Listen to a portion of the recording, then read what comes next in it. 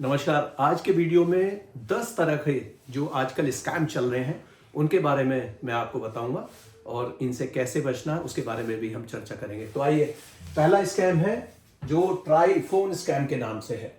Telecom regulatory authority of India का नाम से फ्रॉडस्टर्स आपको फोन करेंगे और वो ये क्लेम करेंगे कि हम ट्राई से बोल रहे हैं, आपका जो मोबाइल नंबर है उसको पाया गया है इलीगल एक्टिविटीज में, इसलिए आपकी सर्विसेज को सस्पेंड किया जा रहा है। अब ये जान ले कि जो ट्राई है वो कोई भी सर्विस सस्पेंड नहीं करता, ये काम है टेलीकॉम कंपनीज का। तो इसलिए उससे घबराने की आवश्यकता नहीं है। ये आप समझ जाइए कि वो फ्रॉडस्टर कॉल कर रहे हैं। उनकी लैंग्वेज से भी आपको लग जाएगा कि ये कोई फ्रॉडस्टर है। आगे देखिए,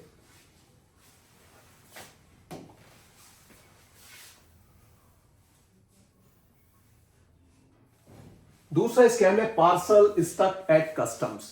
आपके पास फोन कॉल आएगी कि आपका एक पार्सल आया हुआ आपके नाम से। आप कहेंगे कि मैंने कोई पार्सल नहीं मंगाया, ना कोई पार्सल किया, लेकिन उसके बाद भी कहेंगे कि इस पर नंबर तो आपका ही है।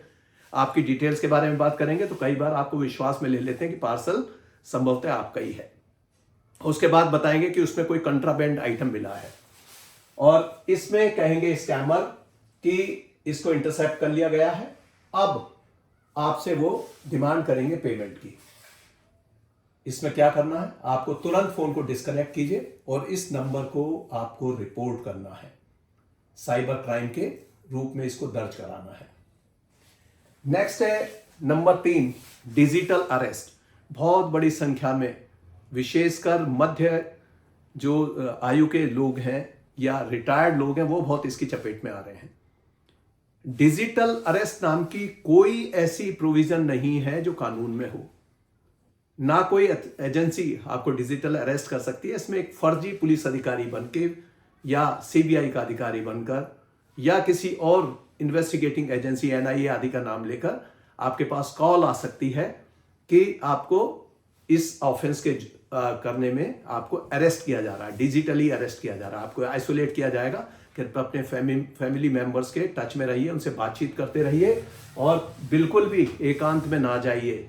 ये सब फ्रॉडस्टर अगर आपसे कुछ कहते हैं तो उसको सुनिए, लेकिन आप मान लीजिए कि डिजिटल अरेस्ट नाम की कोई चीज नहीं है, इससे डरने की आवश्यकता नहीं है। ये फेक पुलिस ऑफिसर थ्रेटन करते हैं इसमें, और पुलिस कोई भी डिजिटल अरेस्ट नाम की इस तरह की कोई अरेस्ट नहीं करती और ना ही कोई ऑनलाइन इंटरोगेशन करती है।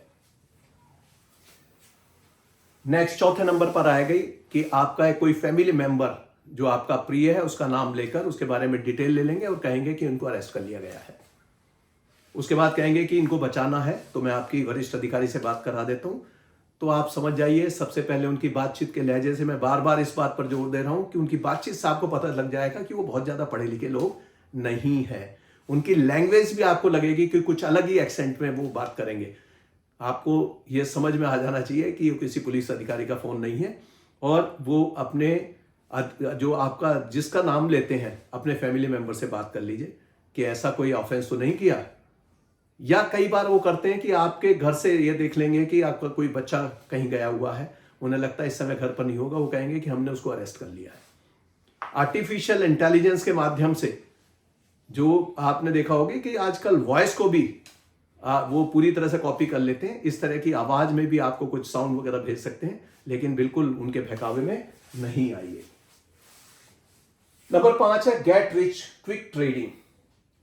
सोशल मीडिया पर इस तरह के एड्स आएंगे कि आपको हाई रिटर्न्स दिए जाएंगे स्टॉक इन्वेस्टमेंट में, और ये जितने भी इस तरह के ये जो हाई स्कैम, जितने भी हाई रिटर्न की बात करते हैं, ये सारे स्कैम वाले मामले हैं। आपको समझना चाहिए कि स्कैमर से क्विक मनी कहीं नहीं मिलती, जल्दी से कोई रुपया इस तरह देने वाला नहीं है। तो ये है नंबर 5। नंबर 6 पे है easy task for big rewards. इसमें स्कैमर्स आपसे कहेंगे कि आपको बहुत बड़ी रकम मिलेगी और सिंपल सा एक टास्क दे देंगे। उसके बाद वो इन्वेस्टमेंट के लिए आपको प्रेरित करेंगे, और ये जितनी भी इजी मनी स्कीम्स है ये सारे स्कैम ही होते हैं, इनके लालच में बिल्कुल नहीं आइए। आपके फोन पर मैसेज आएगा कि आपको क्रेडिट कार्ड इशू किया गया है। आपके जो क्रेडेंशियल्स हैं उनको देखते हुए उन्होंने आपको एक क्रेडिट कार्ड और उसके साथ में बहुत सारे एक जो लोक लुभावन से ऐसे लालच भी दे जाएंगे कि आपको क्रेडिट कार्ड पर ये मिलेगा।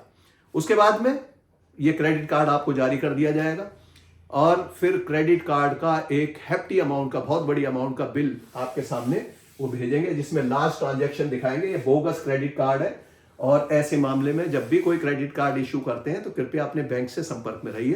किसी भी अरे गहरे व्यक्ति के कहने से कोई क्रेडिट कार्ड ना लीजिए। मिस्टेकन मनी ट्रांसफर, ये बहुत बड़ी संख्या में इस तरह के जो स्कैम्स हो रहे हैं। आपके पास फोन कॉल आएगा कि साहब गलती से मैंने आपके फोन में ये आपके अकाउंट में पैसे ट्रांसफर कर दिए, आपके पास मैसेज आया होगा। कई बार आप सोचते हैं कि हो सकता है किससे गलती होगी और फिर वो मजबूरी भी दिखाएंगे कि मेरी माता जी बीमार है, मेरा भाई बीमार है, मुझे बहुत ज़्यादा आवश्यकता है, और वो पैसा वापस मांगने की आपसे कोशिश करते हैं। यदि आपके बैंक अकाउंट में कोई भी पैसा ऐसा आ गया है तो कृपया अपने बैंक से संपर्क कीजिए और उन्हें बताइए। उनके बिना सलाह के कोई भी पैसा डायरेक्ट आप ट्रांसफर नहीं कीजिए, क्योंकि ऐसे बहुत सारे मामले आए कि आपसे भी वो पैसा ले लेंगे और बैंक से भी वो ऑलरेडी एक क्लेम डाल चुके होते हैं, वो जो कि आपके बैंक से वो रिफंड चला जाएगा, उसके अतिरिक्त भी आपसे पैसा चला जाता है। तो इस तरह से ये स्कैमर्स आपसे डबल अमाउंट वसूल कर लेते हैं। पहले तो ये देख लीजिए कि कोई किसी के अकाउंट में इस तरह आजकल इतने सारे फुल प्रूफ सिस्टम है, OTP आता है, नंबर है, तो कोई इस तरह पैसा बिना उसके नहीं आ सकता, गलती से नहीं आता, तो आप ये मान लीजिए। तो ये है मिस्टेकन मनी ट्रांसफर। इसमें भी आपको वेरीफाई करना चाहिए बैंक के साथ। अगला जो फ्रॉड है वो है KYC एक्सपायर्ड। इस तरह का स्कैमर्स आपको फोन करेंगे कि आपके KYC हमें अपडेट करने हैं, उसके लिए कोई लिंक भी भेजेंगे। जब लिंक भी भेजेंगे तो एक ऐसी फाइल हो सकती है जो आपके फोन को भी हैक कर सकती है, तो इसलिए इस तरह के लिंक पर ना जाइए। KYC जब भी आपको कराना है तो कृपया आप इन पर्सन जाइए, व्यक्तिगत रूप से जाकर KYC को अपडेट कराइए। 10वां और लास्ट है जेनरस टैक्स रिफंड का। जो फ्रॉडस्टर्स हैं वो अपने आप को इनकम टैक्स का ऑफिसर आपको बताएंगे और इनकम टैक्स का ऑफिसर बनकर आपको कहेंगे कि आपका कुछ टैक्स रिफंड हमें भेजना है, या आपने टैक्स ज़्यादा जमा करा दिया है, और उसके बाद आपकी बैंक डिटेल मांगना चाहेंगे। तो इस तरीके से कोई भी इनकम टैक्स ऑफिशियल आपको फ़ोन करके, और ये सब इतने कोई जनरस नहीं है, ये सब आपने देखा होगा कि इनकम टैक्स का आजकल ऑनलाइन होता है, केवल उनकी जो वेबसाइट है उसी पर जाकर जो भी आपको वार्तालाप करनी है या जो भी आपको मैसेज आदान प्रदान करने हैं उस पर कीजिए, या अपने जो टैक्स कंसल्टेंट है या CA कृपया उसकी सलाह लीजिए। ये टैक्स डिपार्टमेंट के नहीं होते, ये सब बैंक डिटेल लेकर उसके बाद आपके साथ कोई भी फ्रॉड कर सकता है। Stay safe. आपको वेरीफाई करना चाहिए कभी भी कोई भी एक्शन लेने से पहले। नंबर 2 है don't click suspicious link. Suspicious link आप जो अगर कोई प्रेस करेंगे तो ये आपको आपके फोन को हैक कर सकता है, आपकी डिटेल्स को ये चुरा सकता है। उसके बाद कंफर्म कीजिए ट्रांजैक्शंस बैंक के साथ में। जब भी कोई ट्रांजैक्शन होता है, पैसा आता है जाता है, अपने बैंक से संपर्क में रहिए। यदि कोई सस्पिशियस नंबर आता है, कोई कॉल करता है, तो उसको जरूर रिपोर्ट कीजिए। मैं नंबर नीचे बताऊंगा। उसके बाद जो हाई रिटर्न स्कीम्स हैं उनके लालच में बिल्कुल ना आए। KYC जब भी करें व्यक्तिगत रूप से बैंक से कराएं, और अपने डिटेल, पर्सनल डिटेल या बैंक की डिटेल कभी भी किसी के साथ शेयर ना करें, क्योंकि विभिन्न तरीकों से आपको अपनी बातों के उलझाव में लेकर कोई भी आपकी यदि बैंक डिटेल या पर्सनल डिटेल मांगता है तो ये समझ जाइए कि ये स्कैमर्स हो सकते हैं।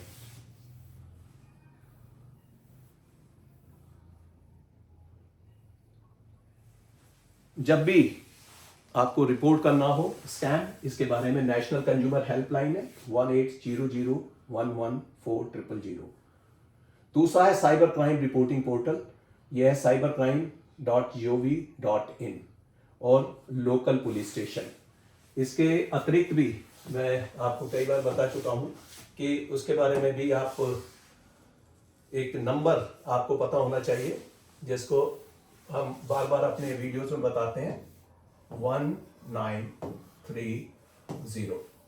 इस नंबर पर भी आपको जाकर अपना कोई भी जो अगर साइबर क्राइम हो गया तो उसको आपको रिपोर्ट करना चाहिए, और उसके बाद फॉर्म भरा जाएगा cybercrime.gov.in पर।